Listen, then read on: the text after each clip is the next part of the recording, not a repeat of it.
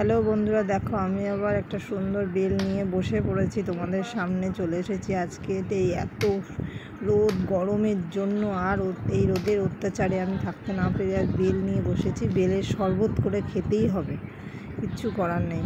তাই বেলটাকে দেখো নিয়ে ফাটিয়ে নিলাম। আমার পক্ষে তো সম্ভবই হচ্ছিল না ফাটানো, আমি তো বহুত কষ্ট করেই ফাটালাম বেলটাকে।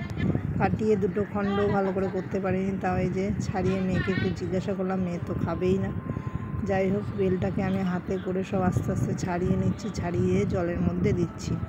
ওটা বরফ জল নিয়েছি, আবার দেখো এক্সট্রা বরফের প্লেটটাও নিয়েছি, জলের মধ্যে দেব। আর বাটিতে করে কিছু চিনি নিয়ে নিয়েছি। যতই বলুক বেল মিষ্টি, আমার তো আবার একটু চিনি দিয়ে মিষ্টি না করে ভালোই লাগে না। তাই যে ভালো করে বেলটাকে দিয়ে হাত দিয়েই গুলে নিচ্ছি, কারণ চামচে করে বেলের যে ভেতরে বীজ, তারপরে আরও খোসার মতন থাকে, ওগুলোকে না সরালে করে হাত দিয়ে তো না সরালে হয় না চামচে করে।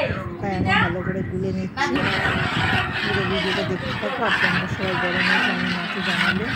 আর এই যে বেলের শরবত করে করে খাবে। আমার পুরো ভিডিওটা ভালো লাগলে লাইক করে আর কমেন্টে জানিয়ে কেমন হয়েছে। দেখো শরবত রেডি হয়ে গেছে, তোমাদের জন্য শরবত রেডি করে নিচ্ছি। বেলের শরবত খেতে হলে আমাদের বাড়ি চলে আসো, সবাইকে শরবত করে খাওয়াবো।